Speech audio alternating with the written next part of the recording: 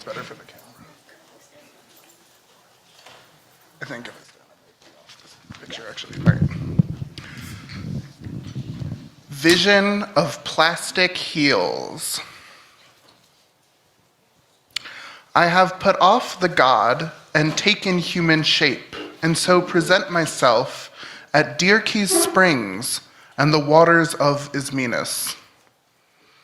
Into the hoop, squeeze your unwieldy dragon's paw man foot, gnarled from rehearsing the he-she stomp.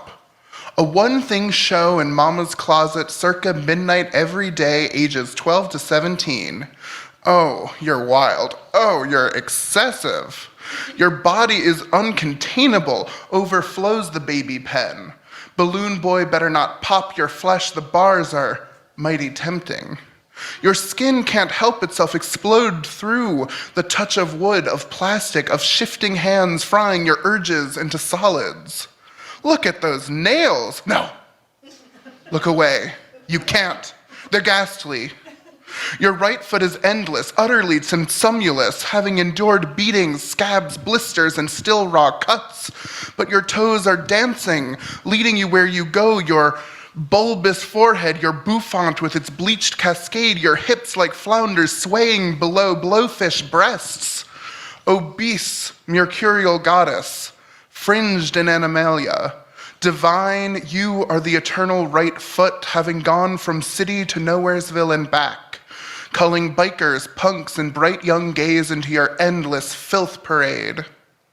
Then, bam! Your left foot slams down, quakes muscle, fat, until you're tight, primped, all in your patterned dress contained.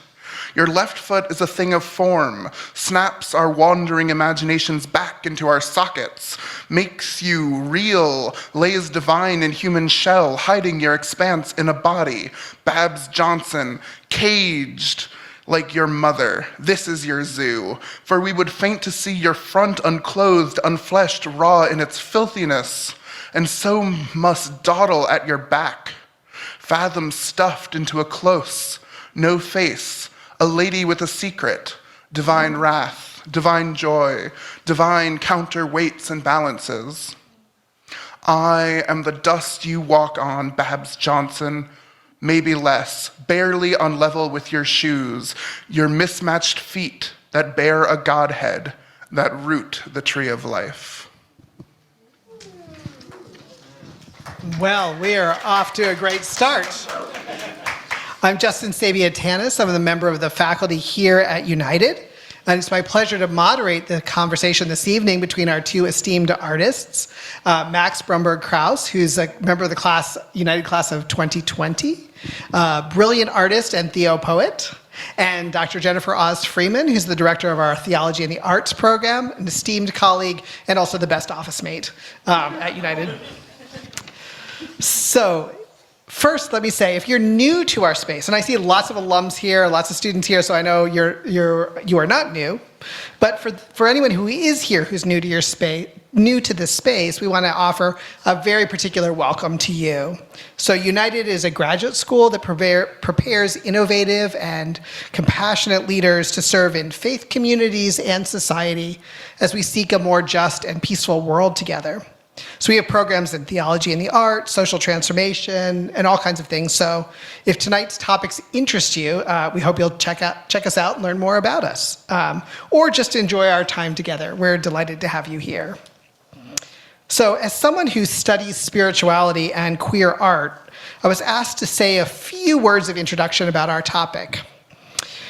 Drag has a long and important history as a revolutionary art form.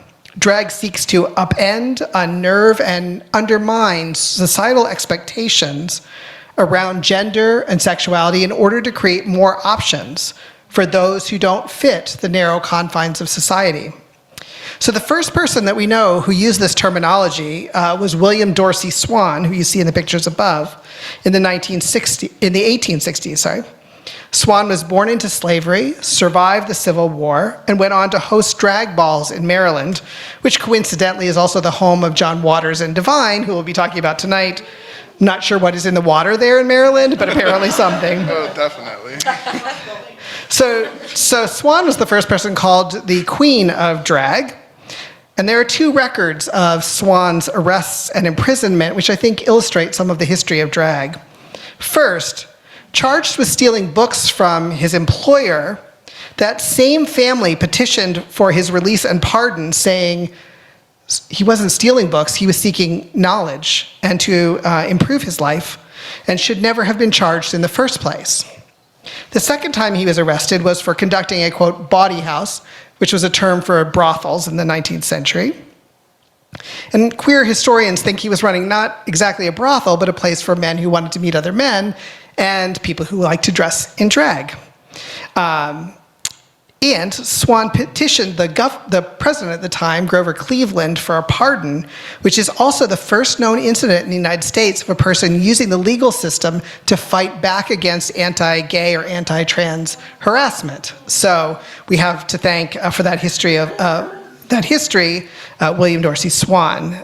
So I want to lift them up as a progenitor or an earlier incarnation of drag. So pretty revolutionary stuff.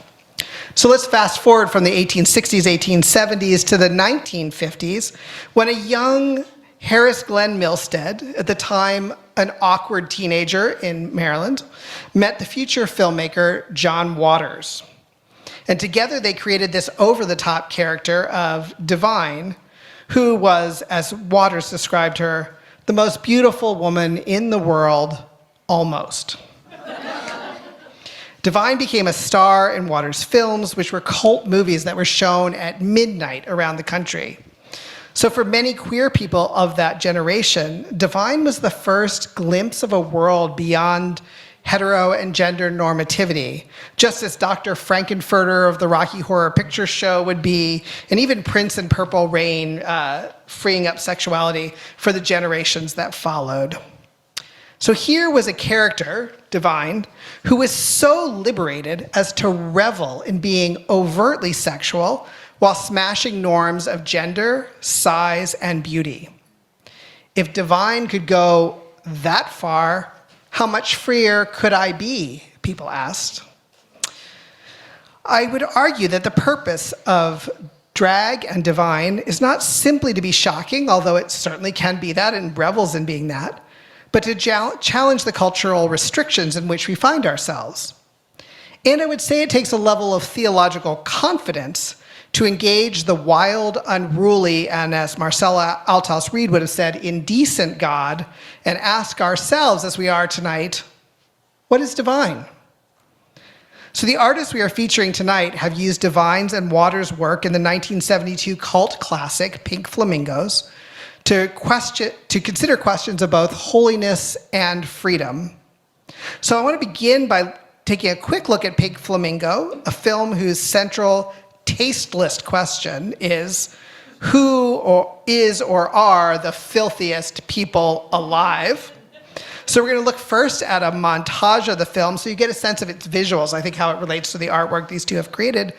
And then we'll look at the original trailer for the movie, which you'll note doesn't show any of the movie at all.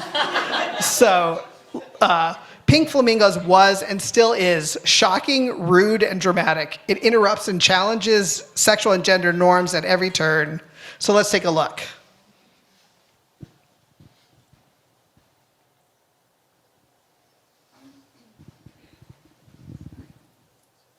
Hello, moviegoers. This is Mr. J speaking to you for Dreamland Studios. This beautiful mobile home you see before you is the current hideout of the notorious beauty Divine, the filthiest person alive. Well, if you want to sing out, sing out. And if you want to be free, be free. 'Cause there's a million things to be, you know that there are. And if you want to live high, live high. And if you want to live low, live low. 'Cause there's a million ways to go, you know that there are. You can do what you want, the opportunity's on. And if you find a new way, you can do it today. You can make it all true, and you can make it undo. You see, it's easy.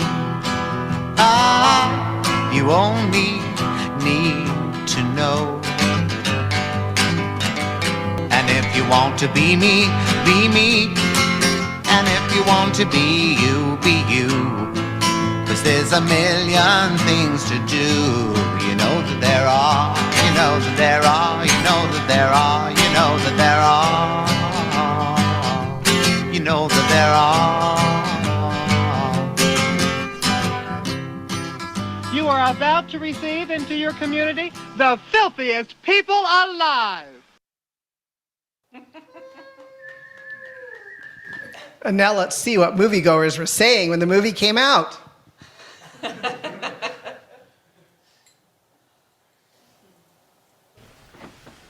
I'd like to close with the original trailer New Line Cinema used to sell Pink Flamingos. Notice, no footage from the actual movie is ever shown.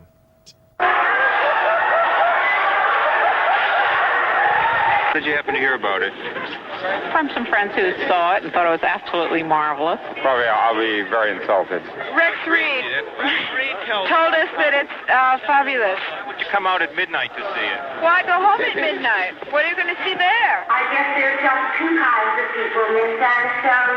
My kind of people and assholes. It's fantastic. It's the third time I've been to it. It's an incredible head scene for people. Oh, it's marvelous. Absolutely. Disgusting thing I've ever seen in my whole life. Not to be believed. Absolutely outrageous. It was divine.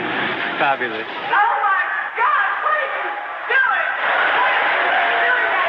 Please stop it! That was even better than Cries and Whispers. I think it's the future of city living. Fantastic. It was really fun. Excellent. Yes. Loved it.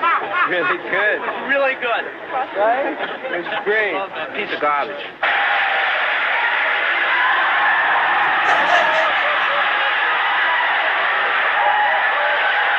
The only part I didn't like was snakes. I have an aversion to snakes. It was divine. I love religious movies. It's a little gross, but I liked it. Well, it was really the grossest film I'd seen. I think John Waters has got his finger on the pulse of America. I think he's got his thumb securely up America's ass. I enjoy dirty things as much as everyone else does, but this isn't even dirty. It's just disgusting.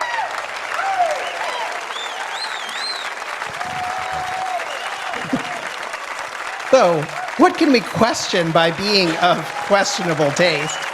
And how does all this relate to divine revelations? To answer these and other questions, I'm going to turn it over to my colleague, Dr. Oz Freeman. I'd like to close with the original trailer.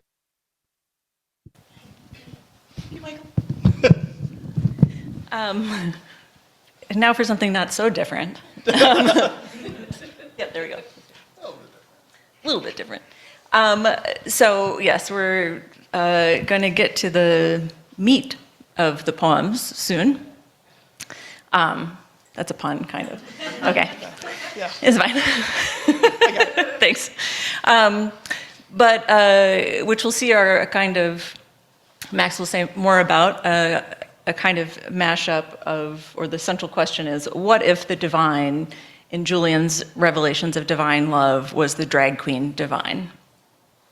And so then you have to say, okay, who is Julian of Norwich and what are the revelations of divine love? And that's where the medievalist comes in. So Julian, we don't actually know who she was. It's a short answer, no. She probably took her name, or she took the name of the church that she was an anchoress in. And an anchoress or an anchorite was a person who willingly was almost entombed, was enclosed in a cell attached to a church. It was a kind of solitary monasticism. It was not a monasticism in a kind of traditional monastery, and they were not. They were kind of taking a vow of poverty and asceticism, all those kinds of things, but doing in a marginally public way. So they were accessible to the public who could come and ask for intercession, and their primary purpose was to serve as a spiritual intercessor for the community. And they were also able to view, so you can see on the far left-hand side, this is a reconstruction now of Julian's cell. Looks much nicer probably than it did. And then a little, medieval image of an anchoress, not Julian in particular. The image on the far right-hand side, you can maybe tell, is a modern sculpture of Julian. She's holding the text that she's known for, the Revelations of Divine Love, also called the Showings. And she's notable as the first woman that we know of writing in English. Her text is there are two texts, a short text and a long text, and they were inspired by a series of visions that she had while on what she thought was her deathbed. She had asked God for 3, how does she put it? Gifts. Well, not the kind of gifts you would think. She wanted to suffer so that she could better understand God's suffering. And so her illness she perceived to be one of these gifts. And when the priest was coming to administer last rites, he either held up or she saw a crucifix, and then had a series of visions that were kind of inspired by that. So in some visions, the crucifix animated. And so she, in the short text, goes through these, and something that's notable, I think for the purposes of the poems, is the different ways that Julian talks about vision.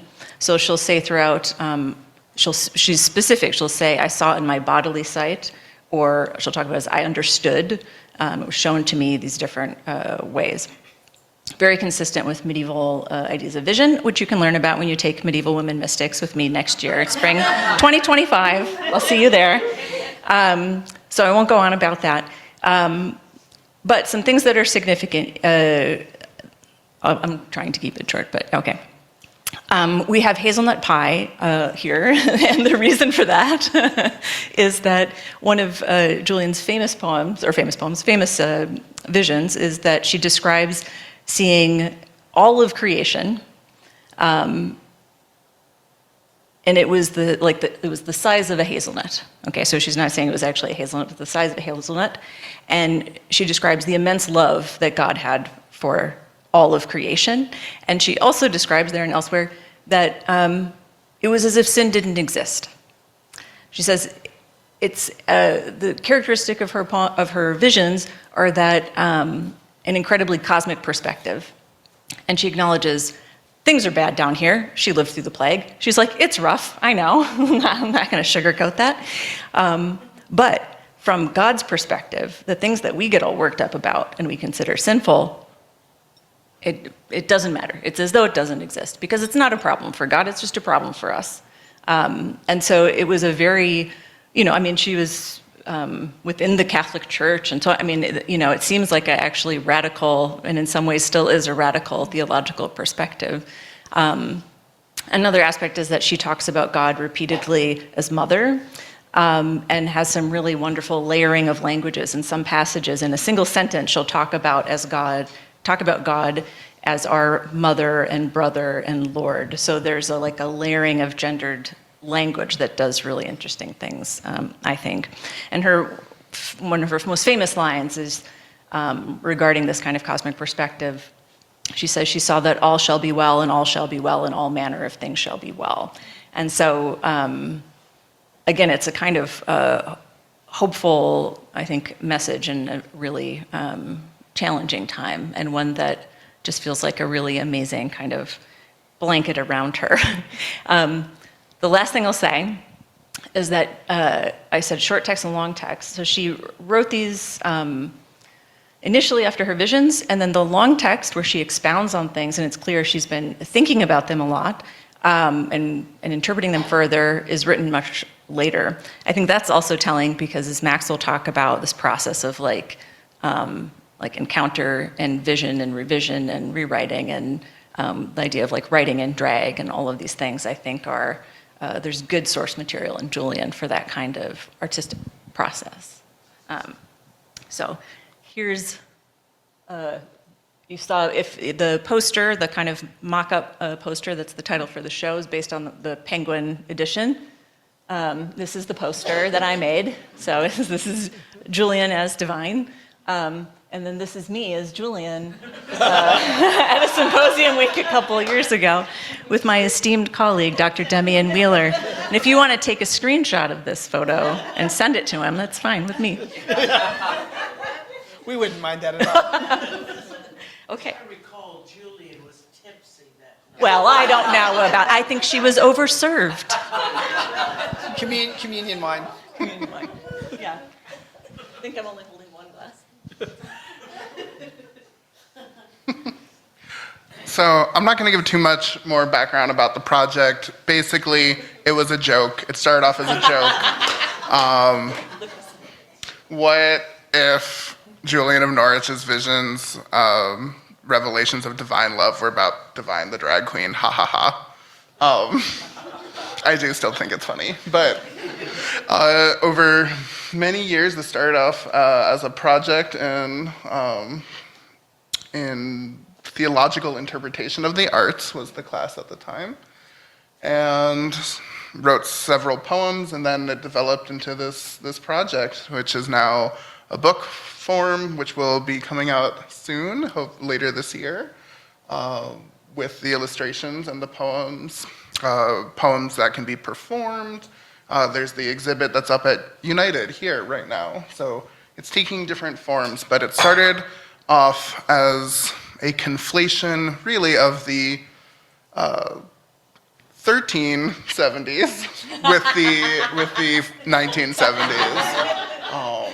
And with that in mind, I'll read the introduction poem, which sets us in the perspective of the voice of the poem. So the poems are written from the perspective of this conflated 1370s and 1970s. It is a common misconception that our Middle Ages have no television. Truth be told, we see the whole world as a projection, tinted beams and Gothic tombs, children's faces striped with shadows of crucifixes, like a gâteau of layered colors. Eyes gorge on lights, on cameras, while hands hold parchment, trees cast lines on castle walls, and towers stripe the sun in summer, while frozen breath in winter time entwines with hearth flame smoke. Compared to so-called modernity, we are exceedingly sight literate. Raised on universal telly, every kid aspires to the industry simply by living. But the subject of my writing is not every man, but exemplary woman, the greatest wannabe auteur I've yet to meet, who I first met in the infirmity of youth, an anchoress called Julia Johnson. After her fourth failure at experimental film, panned for use of gore, Ms. Johnson traded her life for a doctorate, buried in academia, in a sealed-doored office of books, projectors, and VHS tapes, tied up with an annual 5-course commitment. Eager to be Kubrickized, I went to Julia to be her student, but later turned devotee, maybe even a friend, yet never so close to grasp the full extent of her worldview, the movie-cosm. But as a witness to her, I can say the way she looked at film was how others sink in bathtub foam, afloat in technicolor. She acclimated easier to imagine worlds than this one, baptizing us all along the way in photons and the sound of film in reel. Gay icons are fearfully and wondrously made. The peak of their ascension is apotheosis on the screen, she began. Her lecture, day 1 of class, I was her TA. The freshmen lined up at the slot, a window in the classroom wall shared with her office. Pushing through the chink, a pink Ouroboros, Julia's mouth, puckered and spat her lessons out. Each day when class was up and I'd tell the students, see you next week, Dr. Johnson yanked her maw out of the slit, massaged the muscles on her face, threw her jacket to the ground, undid the top 2 buttons of her blouse, and reclining, rested her coffee cup on the makeshift table of her tenured paunch. The painted nails of her left hand would flip through trays of tapes and DVDs, searching for whatever Media Studies 107, Queer Culture and Its Dreamlands might watch next, while her right hand would take the wimple from her head and wipe the plenteous sweat from her brow. She hated public speaking, made her every inch of skin turn hot, wet, itchy, ugh. But she could not shut her mouth, for she could not shut her eyes. There was in Julia's mind a column made of every line she ever heard, every flick she ever saw, her entire life a media report. As her novice, I was to footnote and record every outpour from her lips. 30 years have passed, still I continue this work. Her colleagues then, and our colleagues now, for I have taken up the order, would mutter this and scoff, "There's nothing original in all her scholarship. She's only trite lines, bromides, dialogues retained in a disturbed mind." Unfazed, the anchoress, without missing a beat, would strike a pose and quip, "Frankly, my dears, I don't give a damn." Faculty envy aside, her tongue kindled in the heart a passion for learning, setting ablaze the student body. Thrice was she awarded the Marguerite Perret Prize for Agapic Pedagogy due to her free spirit and fierce heart. That is to say, if you read the student surveys at the semester's end, you would see page after page of the same old song. "We love Julia. We really, really love her."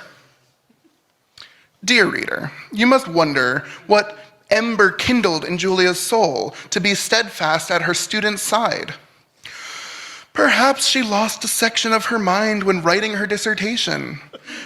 And vacant of this sanity, a vision filled the space, contemplation all-consuming, a vision no power could keep from transcending 1372 Norwich town, a vision she could not keep to herself, but extended from her into the world. Shocked into new being, she swore she would corrupt the youth. What so disturbed her occurred at midnight mass early in her burgeoning dichogony, a spectacle that changed her life, more so her sense of God, a submergence in holy waters, John waters to be precise. 2 years after her bachelor's, in a low-wage job at the Norwich Gazette, sparking for her recloistering in the academy, a transfiguration began from Julian of Norwich to Julia Johnson, PhD.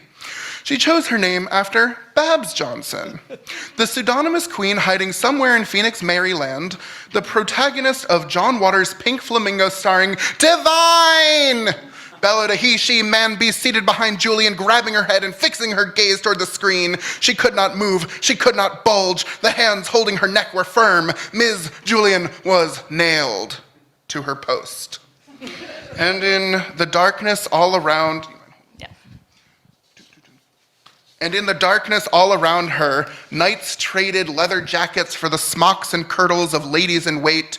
Beer-filled friars, giggling, yelled, "We are the hate generation," mocking the 60s pretense of love. Beggings walked the aisles, reaching in their panties to pull out poppers and popped corn they smuggled in. A veritable feast of fools, a Bacchic rite for the fatted calf, the holy, holy, holy lardass of hosts, and her filthy passion. "I am divine." Hearing the words, a frenzy stirred. The audience writhed in the dark, 120 volts of revelation sent to cure what ailed them. And when the closing credits rolled and the onlookers dispersed, what of Julian? Julian wept. With the approval of her bishop, our heroine was rechristened Julia Johnson, setting her on a new trajectory. In an ecstasy of observations, she jotted her conversion down into a film review, scribbled in a fit, a seed in the palm of her hand that she would water all throughout the remainder of her years. Refracting the encounter into 16 parts, 16 beats in the rhythm of the film, 16 impressions to nurse beyond the first impact for 40 years to follow. A life devoted to a work of art, a life begun anew. So she put her foot to the ground and she took the first step on the road to her celebrity by submitting what she had written, an arts and entertainment review on Pink Flamingos, but a work the likes of which had never been written before, a testament to its alchemy, an article typed in a rush and left the morning after the late night showing, a pile on the desk of her editor, a sticky note rushed in silver Sharpie with the words, "Revelations of Divine's Love."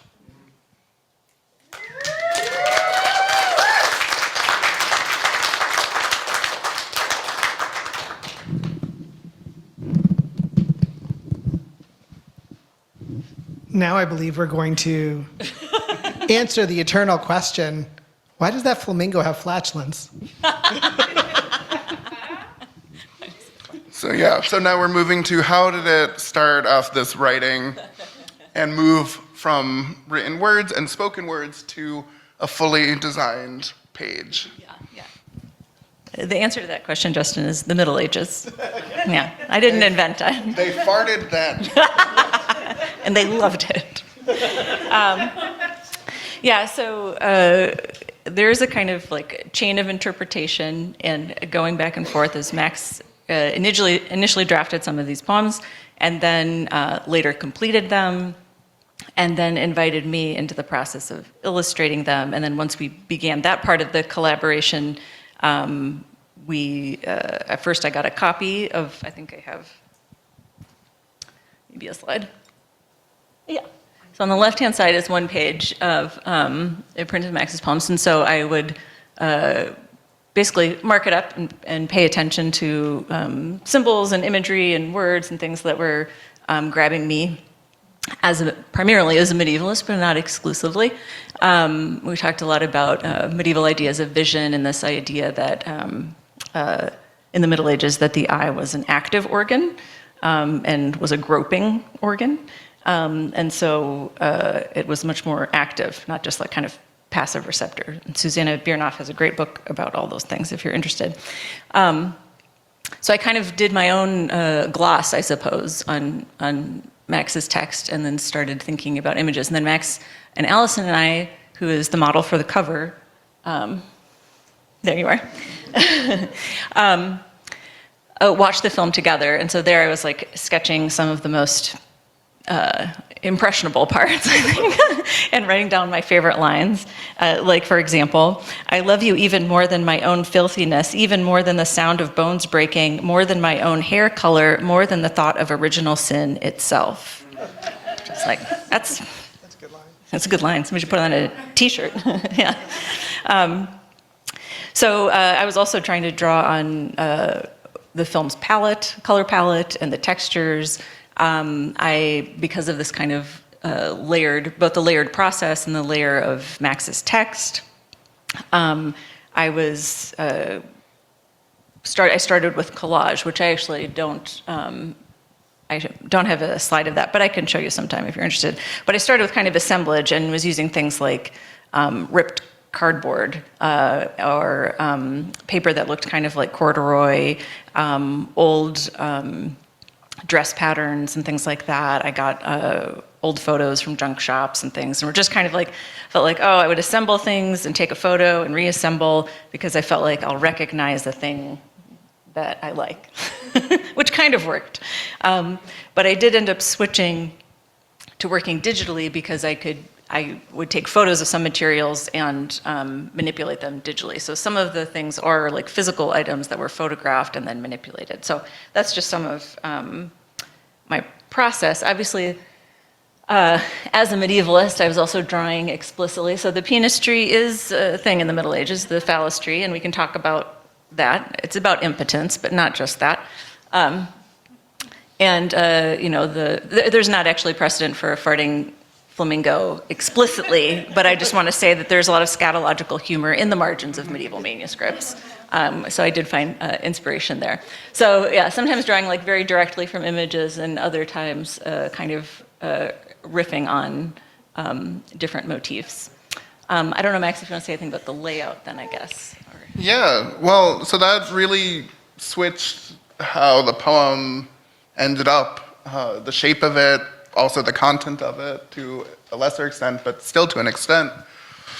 So Jennifer was working with these kind of marginalia images that would be in Bibles and other illuminated manuscripts, and taking that, how you would encounter a page in the Middle Ages, and trying to recreate that visually for a reader with this intro. Because the other poems, as you'll see later tonight, and if you've seen in the gallery already, do not really follow this quite so literally, this kind of medieval aesthetic. But we wanted, as the sort of warming up, getting into this world, really thinking about conflating the today's world and their world, or the world from the last 50 years to the last 50 years of the 14th century. And so you see also these medieval motifs, these big biblical motifs, the flamingo flying from the ark, and yeah, it's true. And Adam and Eve, flamingo as the serpent. So just these different, they're tongue-in-cheek, they're fun, but also really helping you into the world of the poems before we really just throw you in. So the structure of the book is that there's this prologue, or this introduction, the Julia Vitae, or Life of Julia, in Latin, as you would write similar text for any sort of saint or mystic, a vita. And then the rest of the poems in the collection are 16 visions, and they are 16 scenes, or still shots from the movie Pink Flamingos, and then these sort of poems that are written in response to them, thinking of this character of Julia Johnson, who is receiving them and then writing her interpretations that go pretty far away from what the movie begins with, but I think that also helps us see different things that are in the movie. Yeah. Should we go to? Yeah. We've had a foretaste of this already in the introduction. I have to say, Julian of Norwich is not the only medieval woman who has a presence in the manuscript. So there's also, where the image we're seeing on the right-hand side of the screen is what's known as the cosmic egg in Hildegard of Bingen's Scivias text. And so there's a whole creative cosmic energy here that if you are at all involved in the Middle Ages and you encounter eggs, you think of Hildegard, and that's why we have deviled eggs available also for snacks. Oh, sorry, what was the grammar? Ixnay on the devil. So, well, you can explain it. Yeah, so in the movie Pink Flamingos, there's this ongoing joke with Divine's mother, played by Edith Massey, in this lovely playpen. And she, the family's not very judgy about it. They're pretty supportive, but she just really, really loves eggs. And she also loves the Eggman, though she assures us not as much as the eggs he brings her. But he's right there behind the eggs. And in a similar way, the poem that we're about to share, as well as how it developed on the page, was thinking about this sort of mother talking about obsessed with eggs, and thinking also of Hildegard as a kind of foremother to Julian. Whether that's something we can prove or not, we can't. But was a cosmically thinking woman writer and mystic and visionary, who also, both of them have a very loving image of the world. And you can read plenty of texts in the medieval canon that are very body negative, that are very world negative, and not that never comes up in either of their works, but there's an overwhelming sense of the love that happened through the act of creation. And so this poem, this image, this idea of the cosmic egg, which is much earlier than the Middle Ages, much earlier than Christianity. You see this in ancient Greek motifs and in Egypt and all over the world, but especially this idea of love being hatched from an egg. And once love was hatched from an egg, then love mixed everything else in the universe together. And that's how this ancient idea of the cosmic egg would influence later ideas and images. Because eggs are life. Yeah. So in these two images, these are not the final images, but here I'm sharing because you can just see my process where I'm like first just like literally taking the cosmic egg and sticking it on there and looking for some, you know, historic egg pictures in the corners.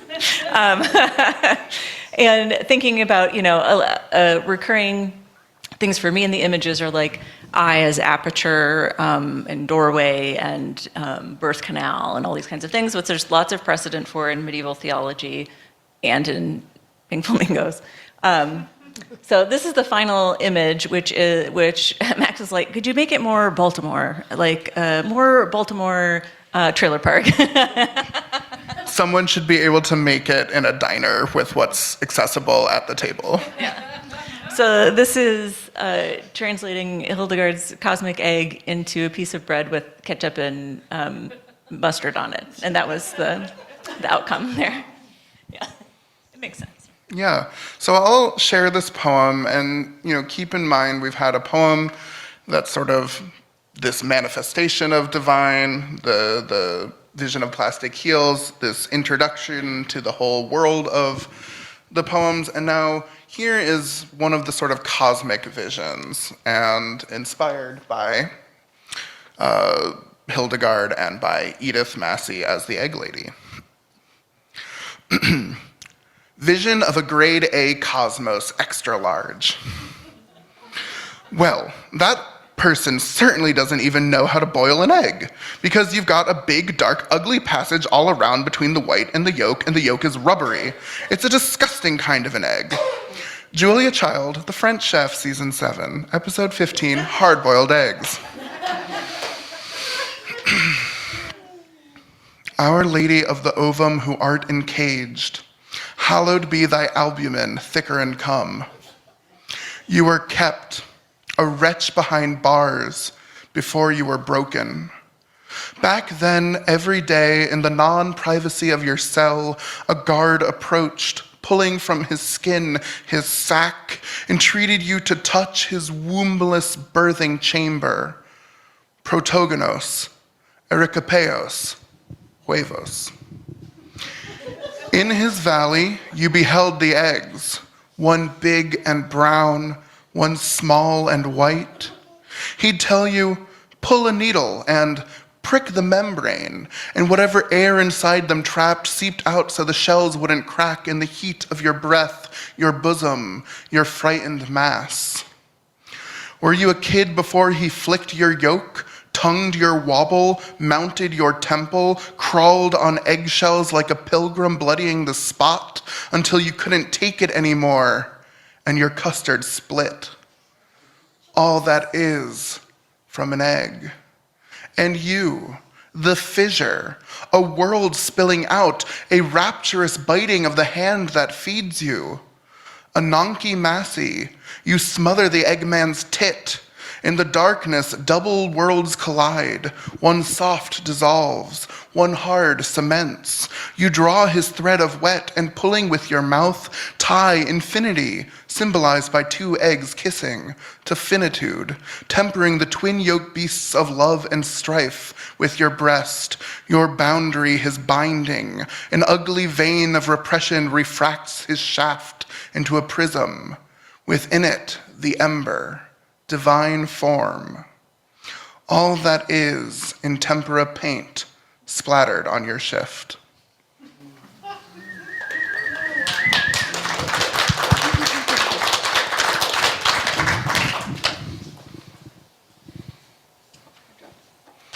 Can I say anything? Mm-hmm. Okay. Because tempera paint, egg tempera, is made from the center of an egg yolk. Yeah, there you go. That's the art history. And those were Julia Child's hands holding his eggs in the bottom of the picture, wasn't it? I think it was. I think so. Yeah. Well, and I think also in the theme of like the cosmic egg, like Edie in the movie also expresses great concern about the well-being of chickens and the continuity of chickens and their ability to continue to produce life. So there's some chickens experience harm in the film. There were yes. This is not a PETA approved film. Should we go to the vision of They ate it. yeah. Trailer of Blaze. Yeah. What do you want to talk about? Yeah. So this next poem that we're going to share about, and before, just to get you into this process, there was so much back and forth. The poems changed shape. When I would send them to Jennifer, she would send illustrations back, and then it would be like, oh, this has to change these words, the shape of the poems, and it became this very back and forth, very graphic design type of project where each page became a synthesis of text and image, and the shapes of the images and the shapes of the text became a new shape together. And this also helps this sort of cinematic experience of reading the book, or at least what we're attempting is a kind of cinematic experience where visual and linguistic things come together to create a general sort of movement throughout the poems. They don't follow a plot like the movie does. They don't, most of the poems take an image or a scene and then go somewhere else than the movie necessarily goes. But there is a general arc to them. And one of the best examples of that is the relationship between all the poems generally, and specifically this poem that is Vision of the Trailer Set Ablaze, which will then be kind of followed up by this very long, this very grand poem and this very grand image. And the image and the poem really reflect each other. So this poem, Vision of the Trailer Set Ablaze, is from the perspective of Mink Stoll's character, Connie Marble, who is the antagonist. She and her husband, played by David Lockery, are the duo who are against Divine, or fighting with Divine about who is the filthiest person alive. And she burns down, they both do, but she throws the torch, burns down Divine's trailer, the sort of temple, this hidden sanctuary of Divine. And she burns it down, and she's so dramatic about it. She also almost burned herself during the filming because she was wearing this huge fur coat. And that became very fruitful for thinking about her role in the movie. I mean, her desire to undo Divine or show off herself against Divine or take Divine's title ends up being the seed to her own downfall. So she does burn herself in the plot of the movie. And we wanted to share a kind of experience like watching the movie, but in a different way with reading the poems, where you could see her kind of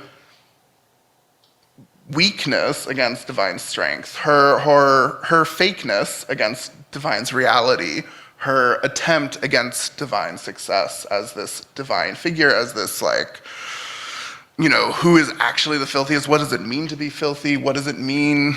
And over again, someone like Connie is disgusted by things she sees, has a very low tolerance for behavior that she doesn't like, whether it's harming anyone or not, whereas Divine's character and her family see plenty of behavior that we might think of as gross or perverted or dirty that isn't actually harming anyone, and they're not judging people for that. And there's a pretty distinct difference between what does it mean to be filthiest? The Marbles are filthy in their way they treat people, and you will see that. And not that Divine treats everyone wonderfully in the movie, but by and large, it's a pretty big difference. Yeah.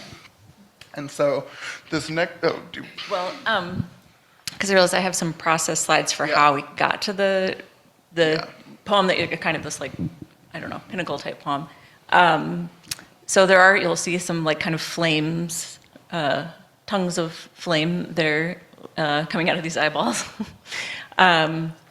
So I'll show you the series. So the next poem that follows this is called Vision of Motherhead. Yeah. Yeah. So these are process images that there's a scene.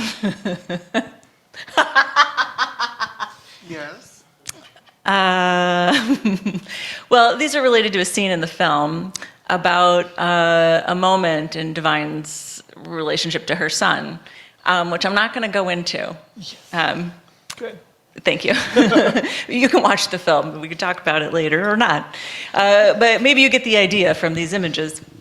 But thinking about, kind of like some of the themes that the poems deal with, or the film does certainly, and I think that Max and I like thinking about together, which is like the relationship between like shock and ecstasy and kind of controversy and divine vision, and how do all of these things like kind of interplay, and how do we discern between them, and what do we think of them, and so on. Okay, so this is me pretty just like basically like these things go together. And then, of course, being a medievalist, I had to think about like medieval ideas of bodies and counter. And so what you're seeing on the right-hand side is a wonderful medieval prayer book. And the bottom images are woodcuts that are hand-painted. And you can maybe see that around them and a previous page, the page itself is made to look like the wounded flesh of Jesus. And most, this is a kind of a transitional period because this is a little bit, I don't have the date for this one. I want to say like 15th century. But this is a transitional time between handwritten books and printed books. But for most of the Middle Ages, books were handwritten, and those books would have been handwritten on vellum or parchment, which is a kind of animal skin that's been specially prepared. So when you think about in the Christian conception of Jesus as the Word, and the Word made flesh, it's quite literal with medieval Bibles. You have the flesh made Word kind of the opposite way, right? So something like this, I think, reads very embodied, and then you can see the treatment of Jesus's body as well in the left-hand image. So I kind of riffed on that and made the background to my image flames. And then this one is the final in relationship to Max's text. The yellow mark is not there, really. But. And you see some similar motifs to that earlier image of Connie burning the trailer, where there's fire, where there's even the literal little droplet fires in the red background were sort of isolated and used in that trailer, but it's a very different impact. This 1/2 page with this poem that is really just a list of Connie is this, Connie is this, Connie is this, and you'll see it when I read this poem that there's a sort of similar structure, but it's much grander and it's richer. And so, should I go on with that poem? So this is kind of the climax of the collection. There's a few poems after it, but this is the big spread in the book. Gets its whole, image on one side. And like many scenes in Pink Flamingos, this is after a scene where a taboo is breached. There are taboos breached in almost every 5 minutes of the movie. And this is a pretty big one. Oh, I actually just wanted to add one thing relating to body in Middle Ages is also the carnality of Jesus would very much have been understood as coming from Mary's body, so that the flesh was from the mother, and that's important for this. Vision of the motherhead. I it am, the wisdom of the motherhead. I it am, the light and the grace that is all blessed love. I it am, the Trinity. I it am, the unity. I am the sovereign goodness of all manner of things. I am that maketh thee to loven. I am that maketh thee to longen. I it am, the endless fulfilling of all true desires. Julian of Norwich, Revelations of Divine Love. Every inclination of your cells should try to close the gap between the pant hem and the bottom of your shirt as she advances. Obscure the valley of your hips and stomach and pecs from the onslaught of maternal lips, because you are flesh of her flesh. But you bend back to your origin, prepared to dive and smile, touching your history till it quivers. Be loved by divine. Be loved by the one who shucks you from her mollusk, who lemons you up and swallows you up. If divine is the ground, if divine is the air, if divine is the couch, the chair, the table where we eat, if divine is our spit and our blood, if divine is our skin and our semen and our breath, if divine is birth pangs, if divine is stars and dust, if divine is the orbit of bees, if divine is the axis of our planet, if divine is the math, the system, the parity, and the wisdom, if divine is me, and if divine is you, then Eros, which orders the universe, is incestuous. Divine is the self, dividing herself to love herself. Yet, you let her tide pull you in, wondering if your umbilical cord was an erogenous zone before it was cut. Notorious beauty divine. You pray to Holy Mama as she fillets you, nails you to your crust, and you thank her that you were lucky enough to be the soul that was placed in your body, the body of divine Son, the body of blood of another generation of divinity. And you rupture to read John Waters' script, here, plagiarized, knowing it's liturgy for the sick, and we're all sick. You need the gift that only a mother could make. But damn it, you are the gift that only a mother could make. This disturbs you into ecstasies, slipping into your dreams a heaven of unregulated copulations. In the night, you stretch your body outward. Instead of staining the cells in your organs with the grime of your finger, instead of tinkering the light with its lips on your blood cells, sucking to pull them off, instead of parsing the goo from God from the rock of your bone and admitting your multiplicitous even when unified. Religion is disturbing when effective. Mother tongue, mother land, mother earth, these are not metaphors. Succumb. Hymns are the O-face of a child breaching his first taboo. Recoil. Divine is always right, precedes the moralism of your mind. Divine is your gap-toothed smile, your Manson hair, Jocasta's Holy Spirit, infinitized and waiting in your fluid. Come, folks, say you, her missionary, her pet. Come in all forms. Come see the revelation of divine love, rated X. Bypass that barring cross. Come to the pit so divine can free you from your chains. Come to your mother, reverse your birth. Come, reintegrate with soil. Come to divine, be terrorized, be tantalized, and fulfill your true desire.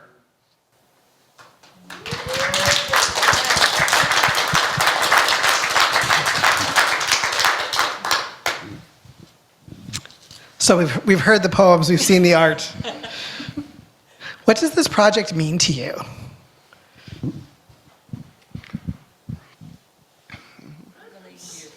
Yeah.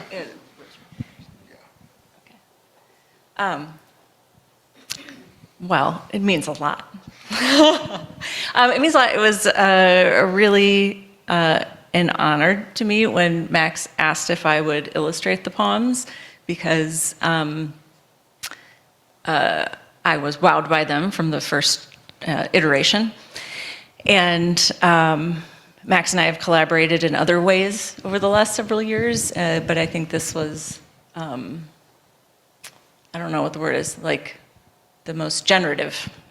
We'll stick with that kind of imagery. And it was nice for me because I'm a medievalist and academic. I've read Julian of Norwich's text many, many times over the last 15 years. I teach it sometimes, and I sometimes make art on the side. But this was an assignment, which was really great. So it kind of forced me into it, and with a collaborator, made it that much better, and gave me a totally new way to encounter Julian and her text in this world. And in my own research and teaching, I'm really interested in the relationship between the Middle Ages and the modern, and this kind of the way the pre-modern and the modern bump into each other all the time, whether we're aware of it or not. And so that's something I really enjoy about the project, and obviously influenced how we both thought about the images and all of those kinds of things. So I'm hoping that it's not our last collaboration, because I found it to be really exciting and energizing, and I think it captures a lot of how I think about relationship between word and image generally, and the things that draw me to the Middle Ages, like these ideas of vision and embodiment, and the gendering or degendering of Jesus in all these various ways. So. Yeah, I mean, a lot of our collaboration before this had especially been teaching or a different mode of engaging text, and this is sort of like doing it's a constructive theological argument on one level, and it's a art project, and a lot of being able to play. And I think that one of the things that this project means for me is, what does it mean to experience something shocking, whether that's a shocking film or a shocking experience of holding a literal crucifix and then having it animate before you and seeing it bleed and pulse and bruise and otherwise discolor before you. What does it mean to stay in the shock, to engage the shocking thing, the shocking sight, when you're no longer shocked by it, or when you're no longer shocked by it in the same way? What if you do that for a day? What if you do that for 2 days? What if you do that for a year? What if you do that for 7 years, as this project has been? What if you do that for the entire rest of your life, potentially 40, 50 years, as Julian did?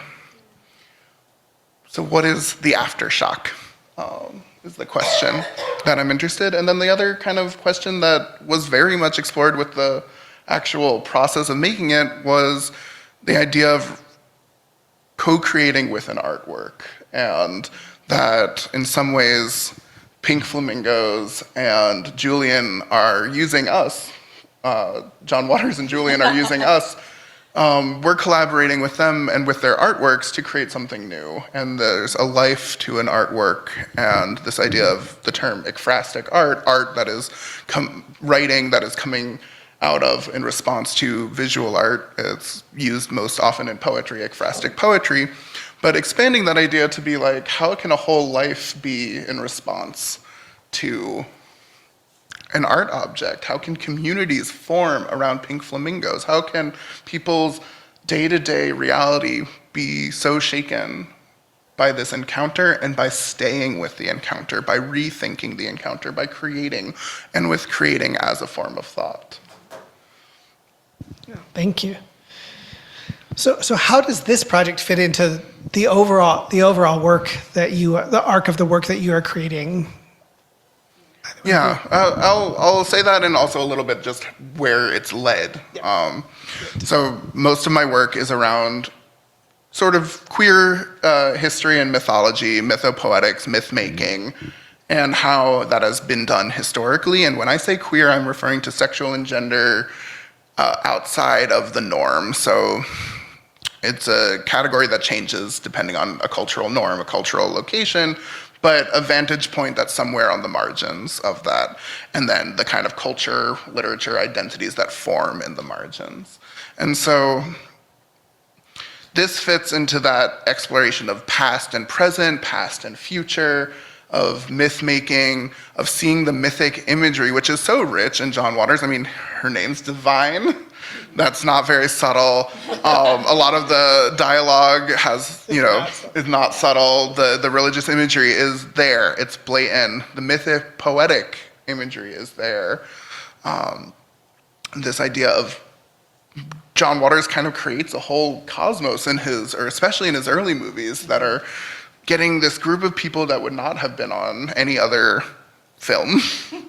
And so he's creating this. So this fits into my broader work of cosmopoetics, of making worlds, and making worlds with imagination, with practice, with fiction, with performance, with ritual, that are more sustainable for queer people and for queer possibility, and also more sustainable for the wide range of sexual and gendered experiences everyone has, whether you're queer or not. And then I would say that this project has also just deepened my appreciation of Julian a lot. I mean, it started off as a project that was mostly about pink flamingos, because I was watching it over and over again and responding to it in a certain way.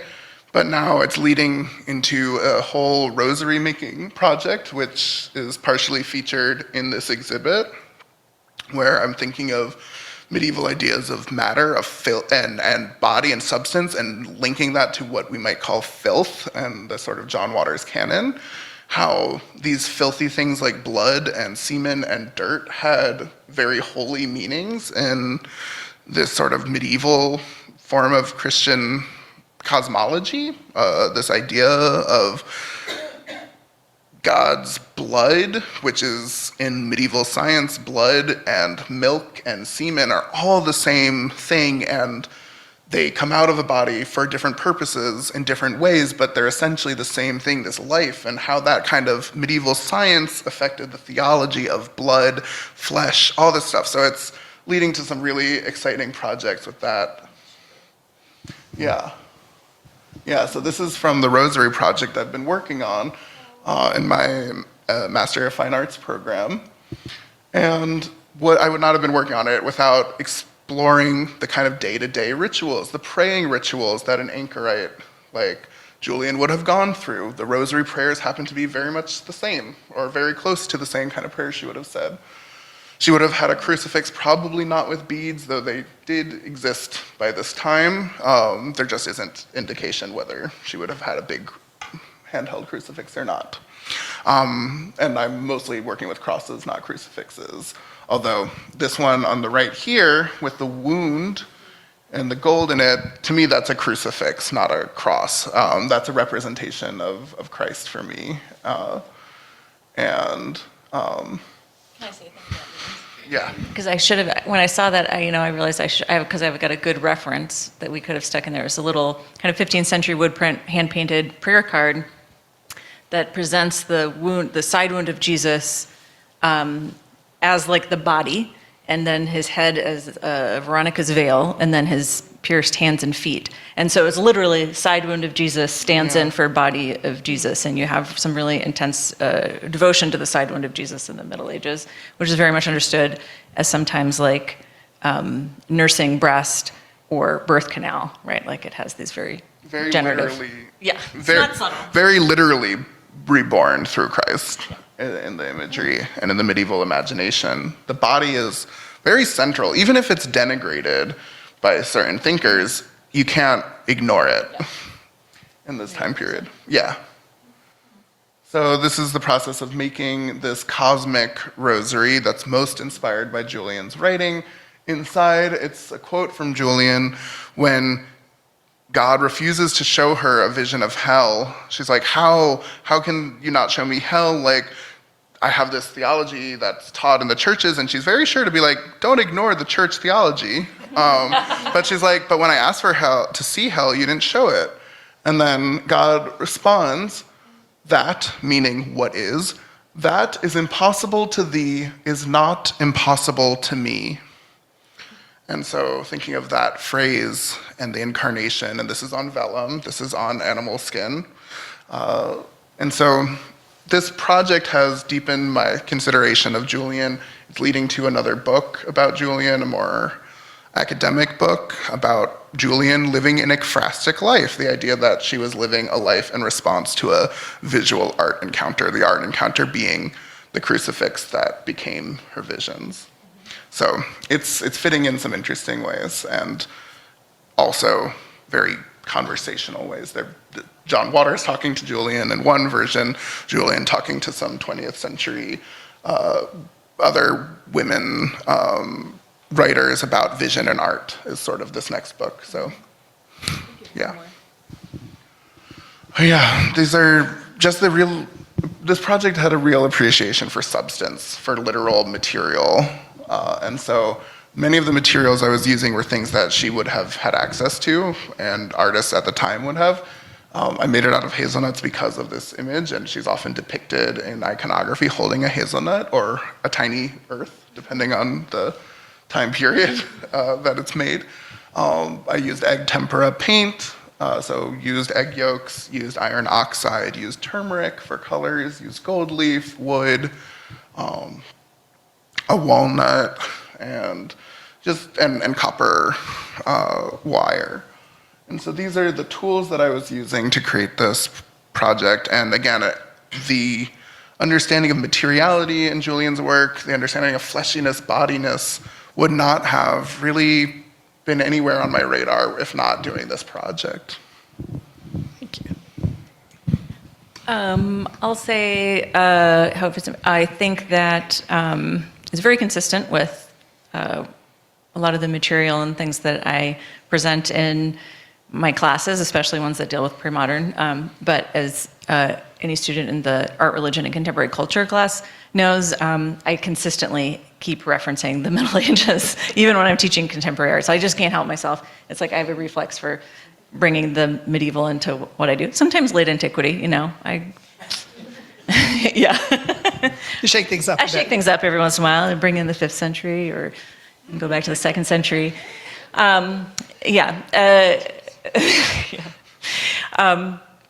So I see this as like being another exploration or another opportunity for exploring a lot of the themes that I engage a lot in my teaching. And it's been inspiring for me to actually get back into art making more. So after Max and I kind of completed our part of the project, and then we sent to the publisher, and we've been kind of, working on formatting, all those kinds of things. I've continued, a thing I haven't done for a while, which is just like starting a new painting series. And I took an intensive icon painting class in the fall while I was on sabbatical.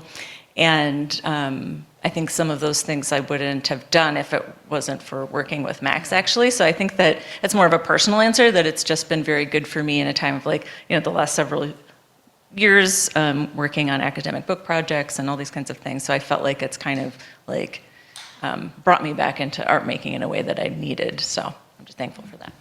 And we're both historians. We both work with the Middle Ages. I tend to more from a literary perspective, but we're both rooted in histories and the past. And I think also just this project fits into both of our work in theology and the arts, that art making is a form of pedagogy, art making is a form of research, art making is a form of worship. This process touches on all of that. Great, thank you.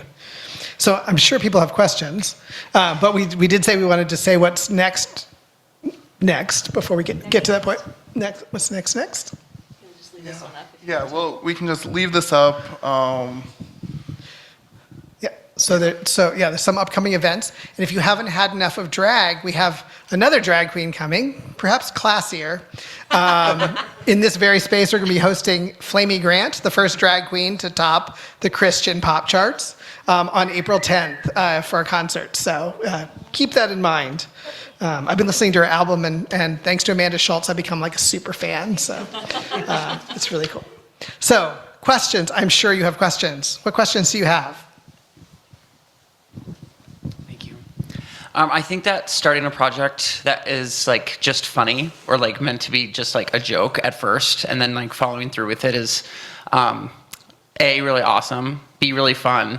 And it also makes me think of when we think historically, if we're thinking about Middle Ages, we take everything so seriously. And I wonder, you were talking about this scatological, is that the word that she used? Jokes. You were just talking about it in class of pictures of people farting. Hilarious, by the way. How serious, or can we say historically, or do we get to question historically, even with the mystics? I'm sure that they were serious because of their lifestyle, but what kind of evidence do we have that text from the Middle Ages was also just a joke, and that now just preserved through history, it's actually we look at it with some different vision or thinking of how serious it is? Yeah. Oh, right, here's one. Well, how much time do you have, Sean? Yeah, I mean, this is the thing, why I like part of what I like about teaching pre-modern history and art history and theology is that and there are some ways where this period would be unrecognizable to us, right, if we were to time travel and so on. But the thing is that people are always people, and so I'd say a fart joke is still a fart joke, whether it's in the 14th century or the 20th century. And there's some people who won't enjoy that, and there's a lot of people who will. And so, you're not going to, well, in fact, some of the marginalia images that I showed, right, they're all kinds of humorous and offensive images, like monkeys dressed up as priests and pretending to perform like the Eucharist or something like that. So it's like even mocking a kind of a central Christian sacrament. Especially that kind of stuff. Yeah. People with butts for heads. What's that? People with butts for heads. People with butts for heads, yeah. I mean, you name it, they've thought of it. But that's not, it's often in the margin of, like a regular text, I mean. And some of them, like the phallus tree, this example is in a manuscript of the Roman de la Rose, which is like a body kind of text, like a secular poem, which points out like there are a lot of like non-religious, non-theological texts, of course, that are being produced. One of my favorite, I wouldn't say the poem's my favorite, but one of my favorite titles for a poem is one by this fellow named Berenger of the Long Arsehole. And like that's like it's like a 1,300 line poem or something like that. So, I mean, in the later Middle Ages, you have like whole genres of like fabliaux and these kind of fantastical stories that are sometimes like making a mockery of these things that are kind of like assumed. You have things like these bawdy pilgrimage badges that are also one of my favorite things. Were probably distributed at like Carnival, so like getting ready for Lent. So it's that kind of like world upside down, and they depict like these like flying phalluses, or my favorite one is it's a lot of phalluses, but then there's also a lot of vulvas, and there's a vulva that is going on pilgrimage, which is very meta because it's a pilgrimage kind of badge. And she has like a little hat with a little pilgrimage badge on it, and she has her pilgrimage staff with a little phallus on the top, and she's wearing sandals, and she has a rosary as well. And so she's like ready to go, So it's like, it might, scholars debate like, oh, what does that mean? Is it kind of like mocking Christianity? Is it, one scholar has argued that it's expressing anxiety about women, like going on pilgrimage, being out in the world and kind of having maybe too much autonomy. Sometimes it's also just really funny, Yeah, so there's so many, great humor things in the middle. And I'd also say, until you get to modernity and certain ideas with modernity, with the Enlightenment, in the medieval world, and it's diverse, and we're especially talking about Europe right now, but and again, still diverse within that context. But one thing that is important is there wasn't really a secular world and a religious world. Secular comes from a Catholic term, really referring to different kinds of duties and different kinds of clergy, basically. Ones who do certain kind of sacred works, and some that do works that are more not about doing that sacred, very sacramental work. But no one was like outside of that context. And the cosmologies that people were living with, their ideas, the models they had of the world, there is something God touched or divinely shaped in all of it. There's no way outside of that.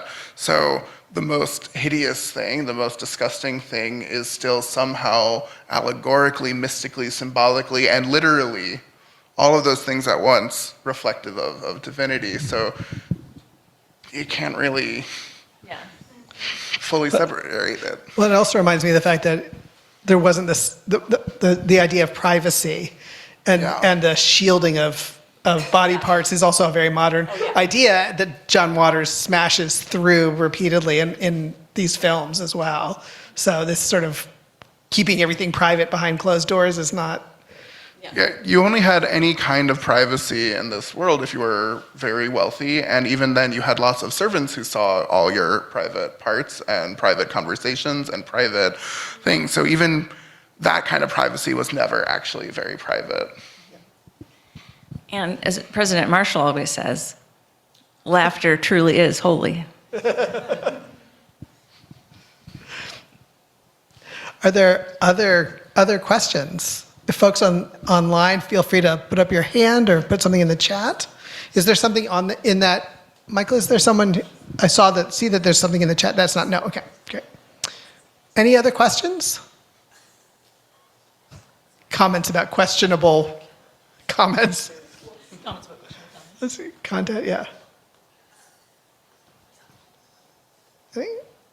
All right, seeing none, I think we're going to thank you all for being here this evening, for your attention, and feel free to enjoy the refreshments, look at the artwork that's here, and feel free to talk with our wonderful artists. So please, oh, yeah. Oh, is there a question in the chat now?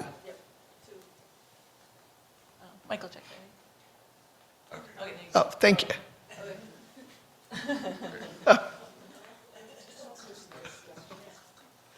Great, thank you. Thank you, Justin, for moderating. Yeah, please join me in thanking our panel.